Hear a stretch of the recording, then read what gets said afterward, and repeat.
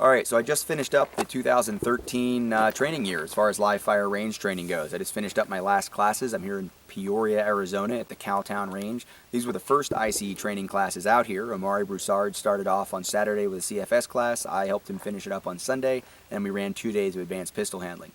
What I asked the people here, they're Arizona residents, you don't need any training to get a concealed carry permit in Arizona, which I think is awesome. I lived in Vermont for a time period where you don't need a license there either. Alaska, you don't need a license. It's often referred to as constitutional carry. I think it's a great thing. I've often said that I don't think the government should legislate training. I don't think the government should come in and say you need this training, and whenever they do, they tend to screw it up. I don't think that the government-mandated training systems are usually the most cutting edge. It's usually pretty bureaucratic, it's usually pretty basic, and you get a lot of lowest common denominator kind of stuff. So I like for the private sector to sort of remind itself, the community of responsible firearms owners remind themselves that if they're going to carry a gun, it's not just about having a piece of paper in their wallet that says they can, it's really about having the confidence and the skill to be able to do it with responsibility. And I really applaud these Arizona residents for coming out, and really anybody across the country who comes out and pays a lot of money, takes a lot of time, effort, and energy, and in an advanced pistol handling class rolls around in the dirt, gets their gun dirty, puts in empty brass, learns malfunctions, gets through some frustrating drills, really trying to meet their responsibility to be prepared to defend themselves or others in a public space or in their home. And also, our armed professionals that come through classes who get training, who are issued firearms maybe, who are commissioned, who go through an academy and are licensed and qualified to carry guns in a professional capacity, when they go out of their way to spend their own money, take their own time, or even if their agencies are paying for it and they're taking their time away from their families to come out here and get extra training, I really applaud that. And a couple of students said they'd be willing to talk about it, so I'm going to turn it over to Sharon and Tom and let them talk about it. As I said, this is the end of the 2013 training year, but we've already got well over 30 courses posted. I think it's close to 40 courses posted at the ICE training calendar for 2014.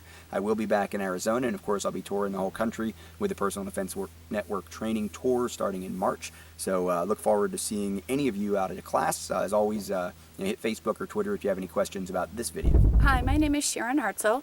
I've been a firearm owner for about 4 years now. I did get a concealed carry permit several years ago when that was necessary in the state of Arizona, but I really haven't carried a gun. So I think that along with the fact that now in Arizona you can carry a gun, I think that it's nice to have that right in Arizona, but it's very important to accept responsibility for it as well. So there are folks out there that do not take training. Training is not required, but in my opinion, I think it's very important. Not taking classes and learning safety and the extent of the safety that's necessary when you're carrying a gun. If you're out in an area with a lot of people, there might be one bad guy, but there might be a group of people, if it's a mall shooting, parking lot, whatever that may be.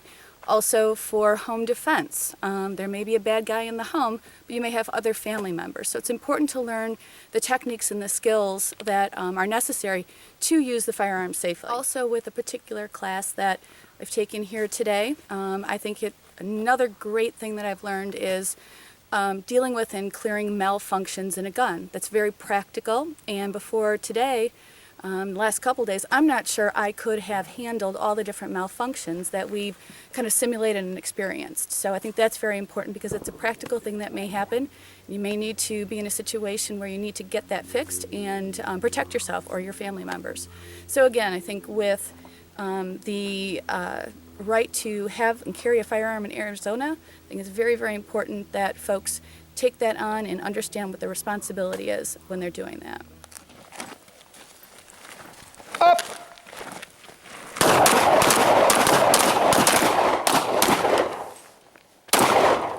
Five!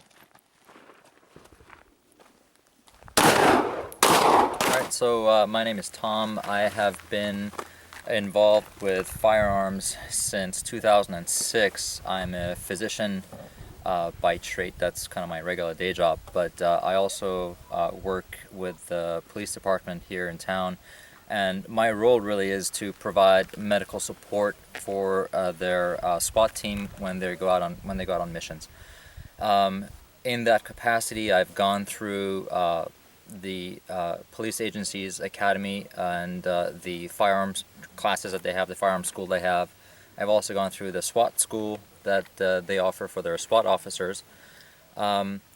in an extension of that capacity, I always seek out training on my own because partly I feel that the training that you receive as a commissioned officer or as a police officer may not always be in a defensive capacity, and it may not always apply to the various situations I may find myself when I'm just at the grocery store or at the supermarket, movie theater, whatever the case may be.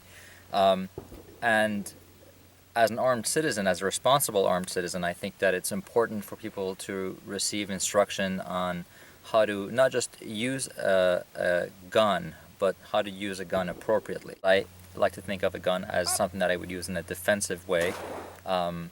Even when I'm out with the SWAT team and they're out there doing a mission, my job isn't really to kick down doors and kind of get the bad guy. My job really is to provide support for the officers that are there out at the scene. I find that as you go through different schools, you get a different kind of training. Not all of it is great, not all of it is excellent, but I think for the most part, if you seek out people that are well known in the community and that come highly recommended, you're going to get good instruction.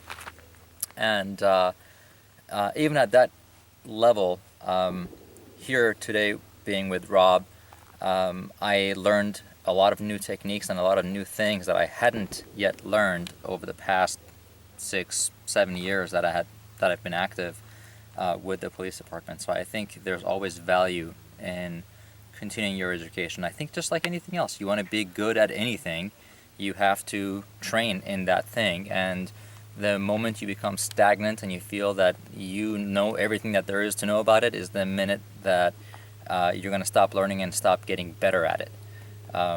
So for my personal betterment in life, I always try to be better, learn more, and be up to date and stay in practice. And I think that anyone who's serious about defending themselves or their family in a life or death situation should definitely seriously consider taking defensive firearm courses so that they can be good and efficient at doing just that, defending their own lives.